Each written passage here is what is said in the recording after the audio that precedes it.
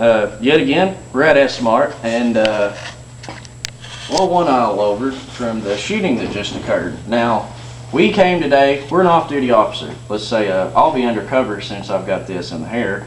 So I'm working a narcotics ring, and I just happen to be here today. So what are we going to do? I have two Glock 40s. We'll get to the models in a minute. They're both long slide, and they're pretty accurate guns. And we hear the shooting, so by the time that this has all happened, the 10mm battle has been waged, this guy's going to be slowly creeping down that aisle trying to get a beat. Now let's say down here, of course, like I said, the people are going to cry about this because it's not whatever.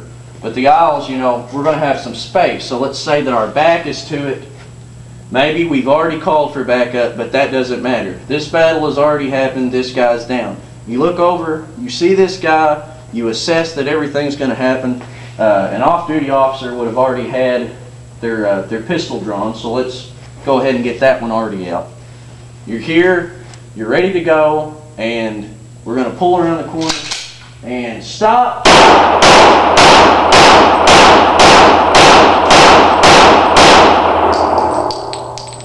Now let's assume, because this is a 40 Smith & Wesson,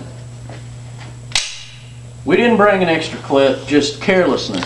And this guy is going to get up because maybe we didn't hit him every time, and he's going to keep coming. That is when your secondary sidearm comes into play. As he gets closer, this is when you want to go for top of the chest.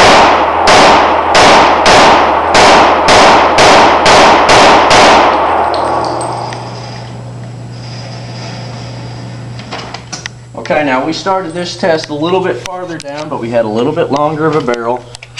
These are still lethal.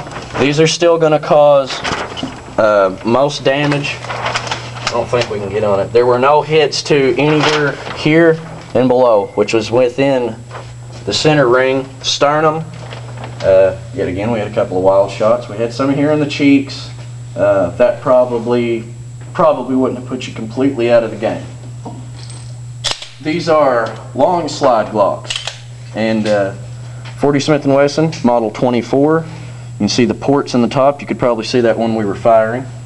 And this one is one of my personal favorites. Target sights, port barrel, extra extension on the mag release. Very smooth operating pistol.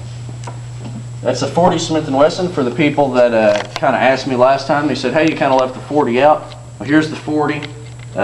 Do I like 40? Yes. Would I prefer it over a 9mm? Absolutely. I wouldn't even go down as low as 9mm.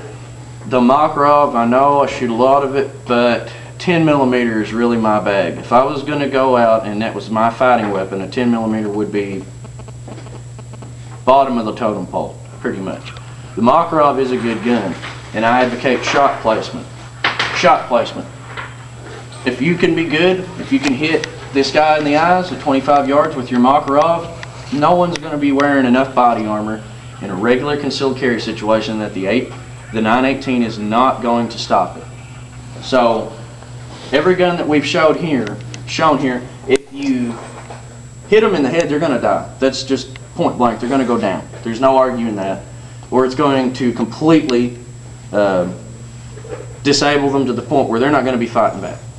Or it's highly unlikely that they would.